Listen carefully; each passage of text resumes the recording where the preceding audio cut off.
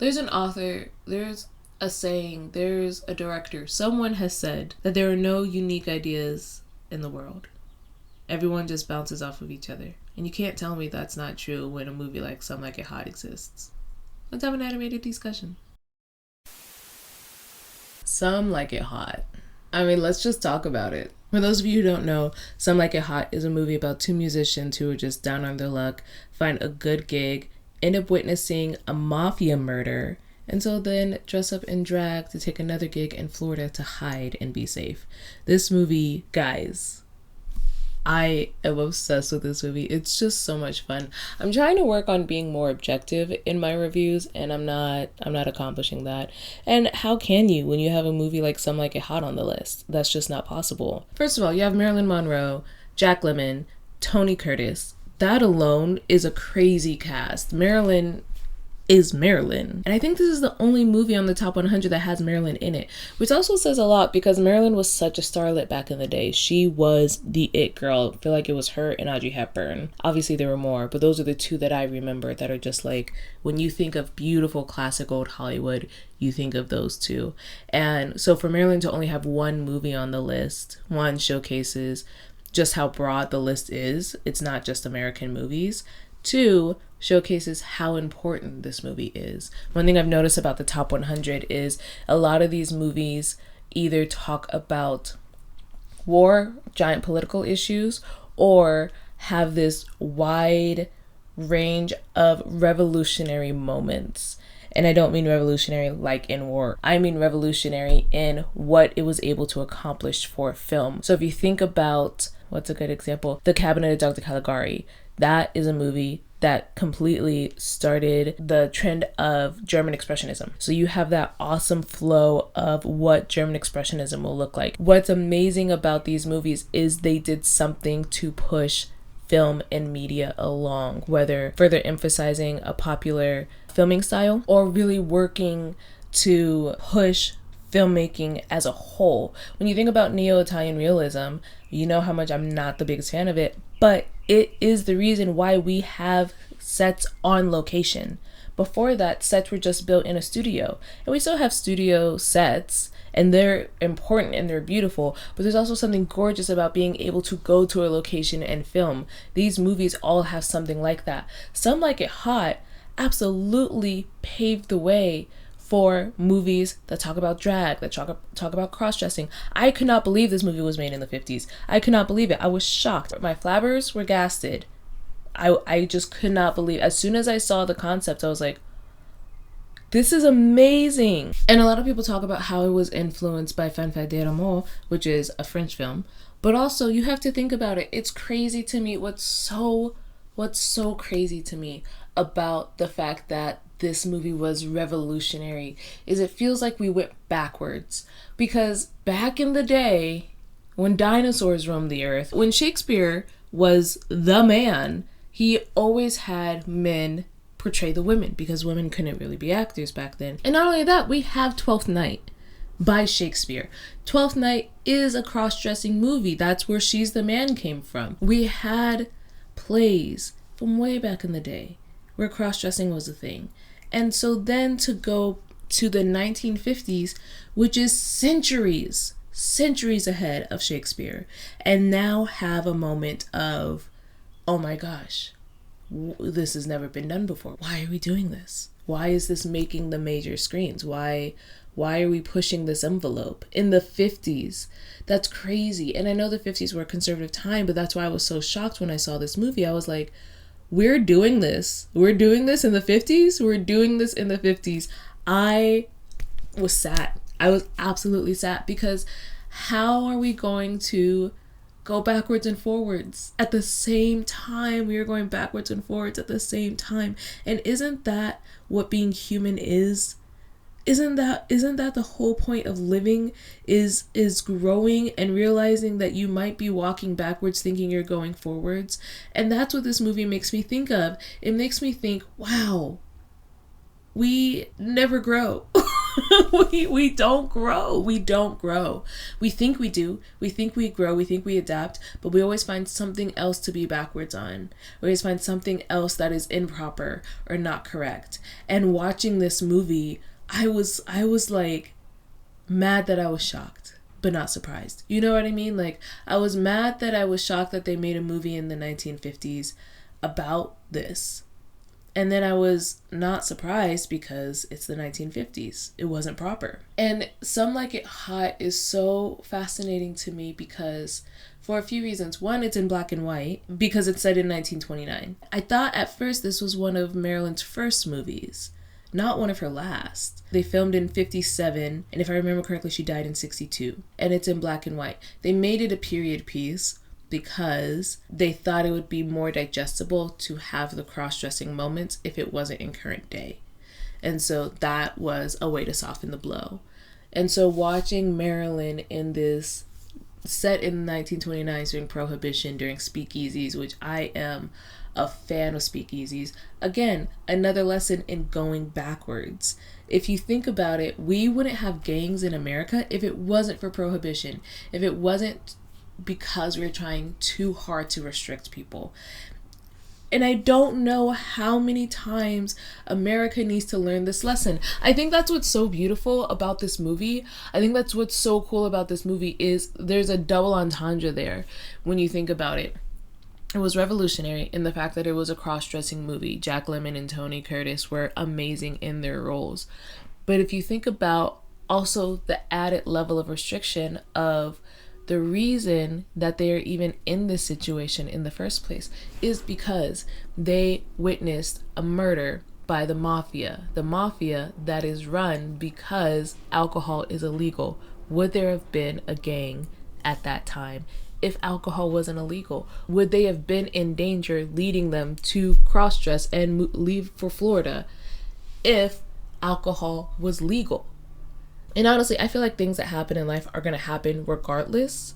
You know what I mean? So even if gangs didn't start in 1929, knowing America, something else would have caused a gang to start at some point in our past. So it's not as if gangs would not be in America. I don't necessarily believe that. But what I'm saying is, if you think about it, if you think about the restriction of prohibition leading to gangs, and then the restriction of sexual repression, and what that leads to. At some point, you would think that America would recognize that so much repression is what leads to these outbursts of moments. You can't build a country on independence and then expect us to fall in line. We don't. We do in some ways because we like our comfort. We're people who are like very passionate about being comfortable, which is such a weird thing to be passionate about. But we are just so rebellious all the time. We want to be right all the time. We want it our way all the time. And so to put restrictions like this on a people who have been told that we are the pinnacle of independence, there are always going to be repercussions. And that's why I love this movie. It's a subtle nod, not so subtle, honestly, but it's a nod to stop trying to limit us. And if you know the history of the film, this film was Billy Wilder trying to step away from the studios and make his own work. He was so hurt that he made a project about World War II, and the executives, instead of actually listening to him, did not want to offend Germany. And so they rearranged his story. Billy Wilder is a Jew. They rearranged his story so that the Polish person was the villain and not the Germans. That is what led to Billy Wilder saying, I'm done working with studios, I'm doing my own thing. The erasure that happened is just insane. One thing I've noticed is the hardest moments in history always lead to the biggest changes, which is so frustrating because it would be so nice if nice calm moments led to big changes. That's not the way the world works. And so when you see something as devastating as history erasure happening, leading to Billy Wilder and Marilyn Monroe both wanting to leave their studios. Marilyn wanted to leave the studio for a different reason, but what I'm saying is the erasure of history leading to Billy wanting to make his own way in film. And he was already disillusioned before this, but that was the straw that broke the camel's back. At the same time that Marilyn is trying to make it on her own because she's always typecast as the same dumb blonde, which if you know anything about Marilyn, she was a complicated woman, but she was not stupid. Marilyn was a very smart woman, and I will listen. People give women a bad rap for being divas, and I have so many soapboxes that I could be on for that, but I'm gonna choose not to today. But I could. Just know, if I wanted to, I could. Marilyn Monroe, there are some actors that you can see, and you can understand why they were good for that time. You know, of like, oh, well, acting had this kind of personality back in the day, and they really embodied that. I can see that. I can see why they were good for that time. Marilyn Monroe is one of those people who, when you watch her act, she is just engaging. She just is. Yes, she has actions and moments that were very popular for that time frame. Some of her dance moves that women wouldn't do to be provocative nowadays, or the way that she talks is not a way that a lot of women would talk to be considered a bombshell nowadays. But who she is, her personality transcends time and decades, and she still draws you in immediately. Marilyn deserves a lot more respect than she's given. People admire and love Marilyn. I don't think a lot of people truly respect everything that Marilyn did for the industry, and that needs to be acknowledged. I digress. Oh my gosh, today is just a soapboxy day, guys. This movie awakened something in me. I don't even have a script today. I'm just rambling because when you watch a movie that was made in 1950 and then you think about movies like White Chicks, that White Chicks is absolutely a direct descendant of Some Like It Hot. You can't look at White Chicks and look at Some Like It Hot and tell me it's two different things. You just can't. Literally, they're undercover because they're trying to arrest someone. They have that whole scene where one of the brothers is trying to go on a date with a reporter, and so he pretends to be rich, and so to distract him, the guy whose house he's trying to take, he has his brother go on a date with that guy so he could break into his house. That's literally verbatim scenes in Some Like It Hot. I never knew that. I love White Chicks. I quote that movie all the time. Anytime I'm upset or anytime I want to complain, I go, "Dear Mr. Royal Hampton, I am a white woman in America." That movie has so many of my vocal stems. That movie is a part of my childhood. And you mean to tell me that movie was directly influenced by one of the first cross-dressing movies in America ever made? Direct descendant from. And what's so great about that is White Chicks also made its own mark in the movie industry. White Chicks was a pretty successful movie for the Wayans brothers. It's so good. It's so good. It's so successful. It's so funny. Gosh, I'm just thinking about more connections because he also dresses up on the beach to meet her. You know what I mean? Which that's where Marilyn and Tony have their first interaction as man and woman, not woman to woman. You know what I mean? They're just so, oh my gosh, this movie is like a cookie cut. And I love that. There is no original idea in the world. There just isn't. Because how are you going to tell me? How are you going to tell me that White Chicks was influenced by Some Like It Hot, which was influenced by Fanfare d'Amour, which is a French film, which was probably influenced by somebody, which was probably influenced by somebody, which was probably influenced by Shakespeare. Everything. We are so connected as a people. We as humans are so connected. I'm just rambling. I don't even know if there's a point to this. There is a point though. There absolutely is a point. The point being that sometimes we're just running on a hamster wheel. Sometimes we as filmmakers, as revolutionaries, as those who push the envelope in our storytelling are just running on a hamster wheel that we know we're on. We know that we're on that wheel. Because how are you going to tell me that this has never been done before when you see a movie like Some Like It Hot when it comes out for that time, and Shakespeare was there centuries before? Fanfare d'Amour was there before. We know that sometimes being a revolutionary means backing up for people who are too afraid to go forward alone. And that's why I love filmmaking, and that's why I love movies like Some Like It Hot. Doing something that changes the game, doing something that causes you to sit and be afraid and wonder if you're going too far is never going to be pretty. This film indirectly influenced our rating system. We have a rating system because of this movie. Before, movies would just be denied or approved. Now we have G, PG, 13, PG. I'm in the middle of some transitions right now, so that's why my set's a little wonky today, but I feel bad because it seems kind of dreary. I'm not trying to be like dreary today, but this is what I love about filmmaking. I talk about this on my TikTok a lot, is sometimes it feels like filmmaking in the current state that our country is in almost feels like a waste of time. For me personally, like there's so much going on in my country. Why am I talking about movies? Why am I talking about processes on how to make films and stuff like that? But then I see a movie like this and it's a comedy. It's supposed to be funny, and it is funny. But it's so revolutionary. It did so much, not just for the LGBTQ community, not just for the drag community, but also for the filmmaking community, also for actors and people who wanted to stop being typecasted, people who didn't want to listen to studios and have studios have all the power. This movie changed how filmmakers were viewed. I almost want to cry, which is crazy because Some Like It Hot is a comedy.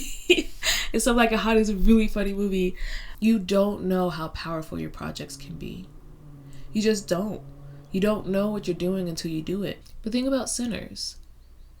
That movie was made in part because Ryan Coogler wanted to honor a family member who had passed. And it completely changed the tide of 2025. People talked about that movie for months. That movie took over. That movie had everyone in a chokehold for months. That movie changed everything. For months.